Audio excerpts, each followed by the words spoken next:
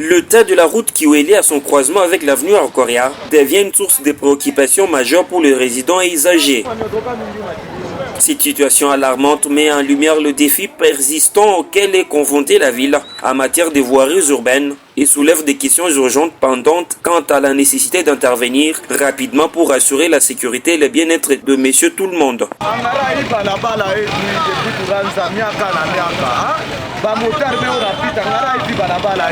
Ili balabala mwa munene nenda kule kuvili na bamba direction nenda aeroport kumbi president kikwe banampitisha mwi balabala atasporte batu angarire koma mwa balabala tunateswa sana. Ili balabala mwa munene sana ngara manjingu manini mabuchafu vile vyote tunazupaje. Cette artère majeure du quartier Congo était autrefois un symbole de prospérité et de vitalité économique.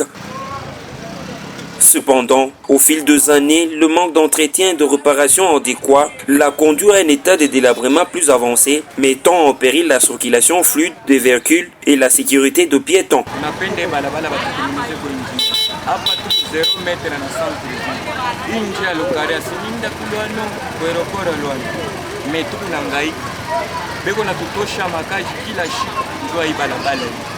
Jacques Yaboule, on a aussi habitants qui la chute.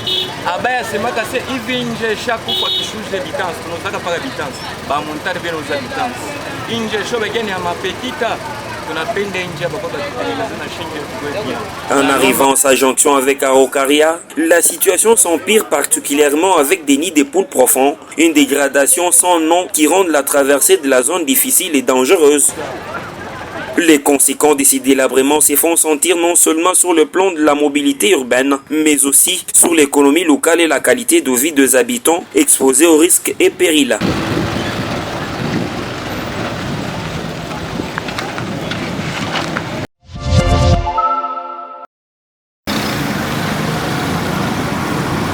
La rédaction de Pamoja Canal fait un constat d'insalubrité au croisement des avenues Kambov et Mamaemo, précisément à Lubumbashi, qui ne cesse de prendre de l'ampleur sur cet endroit.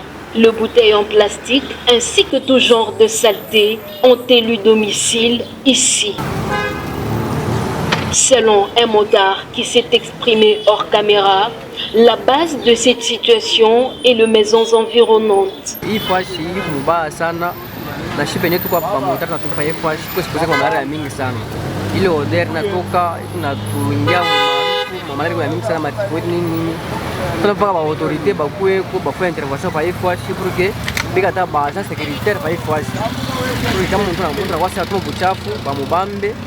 Vamos civiliser pour que ce soit fini à faire buchafu parce que nous na batu ba tembea pale bata batu ba mshoko beko mu ville ba tembea ba pas bito kunyana c'est que vraiment nyumba karibu karibu na fanya na kubuchafu ile kwashi il faut pas ma intervention yako sinon au même centre ville habilité bien centre ville ba machine kwa sana ma cité na kwa sana mafuata wa wachana. Il revient à la population de cette partie de se sensibiliser, question de rendre cet endroit propre, car la présence de ces déchets expose la population à différentes maladies. Nous voici en plein centre de la ville de Lubumbashi. Ici, nous sommes au croisement des avenues Mamaemo et Kambov. Vous allez très bien constater avec moi l'état de saleté qui se trouve en cet endroit et des eaux puantes qui dégagent des odeurs nauséabondes. Et selon les informations de certaines personnes, ce sont des maisons environnantes qui font ce que ces saletés puissent prendre de l'ampleur à ces niveaux. Et il n'y a pas très longtemps qu'on était ici, on a trouvé de saleté, mais ça ne fait que s'empirer. Angèle Moulamba, Pamoja Canal.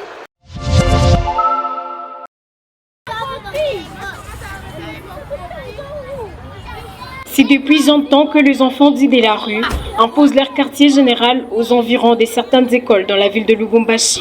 Ces enfants qui, peu à peu, deviennent un danger pour la population en matière d'agression, créent une terreur dans le chef de certaines autorités des établissements scolaires, à l'occurrence les lycées Touédéléé ou encore l'école Madi. Ces derniers, hors caméra, ont exprimé leur mécontentement face au silence des autorités après leurs cris d'alarme. Selon eux, leurs élèves, surtout les jeunes filles, courent un grand danger. Il est à savoir que les secours des autorités de la province est attendu avant que l'irréparable n'arrive, étant donné que les responsables de ces écoles estiment que les enfants en rupture familiale échappent à leur contrôle.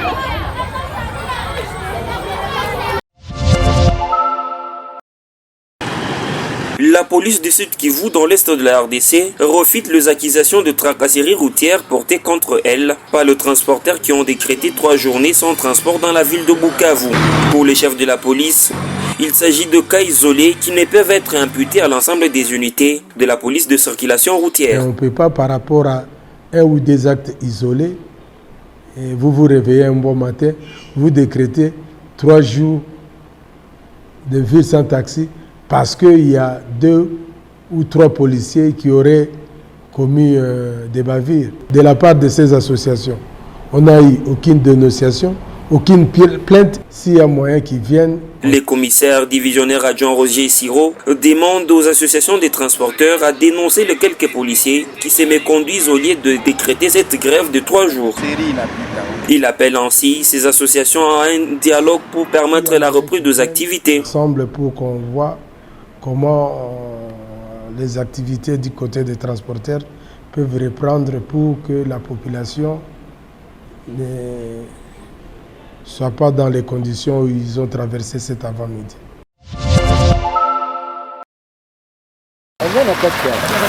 Victime de largage à répétition de bombes par la coalition RDF M23 ayant causé mort d'homme, les déplacés des guerres venus de la cité des Saké à 27 km de Goma craignent pour leur sécurité.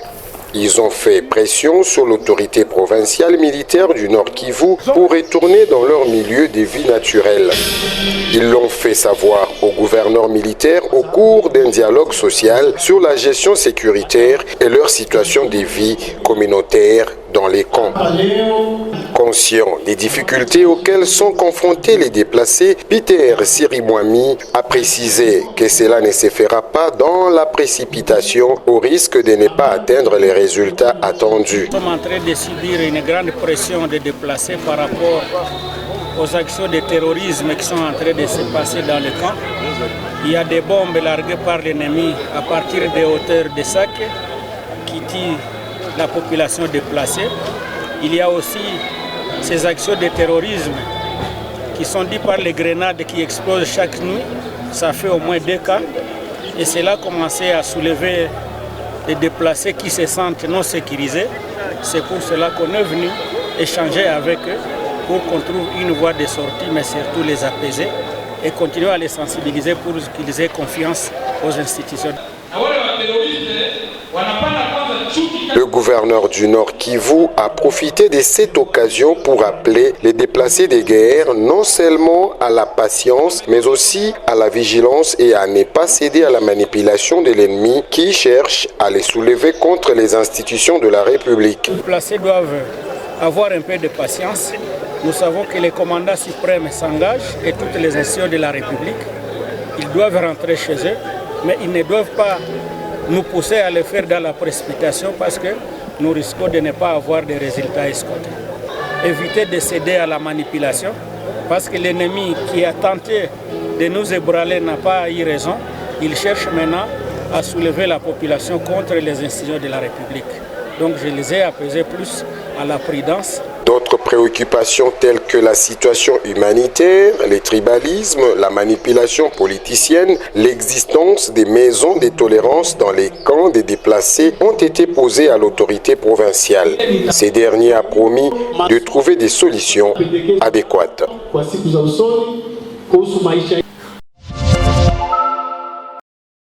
Le centre de Maxwell, le second poteau Matobo avec sa courte taille.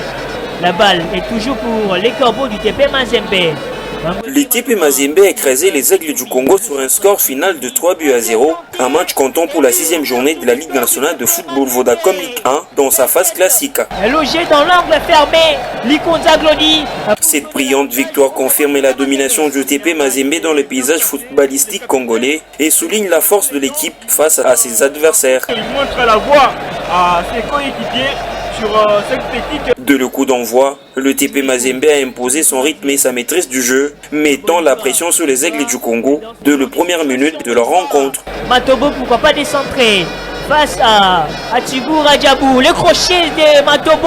Leurs attaques rapides et incisives ont mis en difficulté la défense adverse, créant ainsi des opportunités de but et mettant en valeur leur qualité du jeu collectif. Pour empêcher donc le jeu du... C'est ainsi que, de la première mi-temps, les Corbeaux prennent l'avantage avec des buts marqués coup sur coup, plongeant ainsi les supporters des Aigles du Congo dans l'incrédulité et la frustration. La passe des Kabouit pour Traoré qui va frapper. Les seconds buts de TP Mazembe. Il a constaté les dégâts. Regardez comment il combine très bien sur cette action-là. Un bon renard de surface.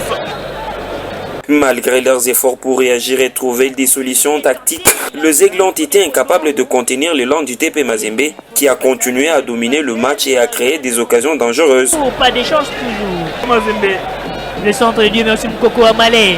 En seconde période, le noir et blanc confirme sa supériorité en inscrivant un troisième but, scellant ainsi sa victoire éclatante. Aïni Koye avec Patient Mamba, Patient qui frappe. Du sol, le troisième but des Corbeaux. La performance remarquable de joueurs, combinant technique, vitesse et coordination sur le terrain, a été saluée par les supporters ainsi que les observateurs du football congolais, soulignant la qualité de l'équipe et sa détermination à atteindre ses objectifs.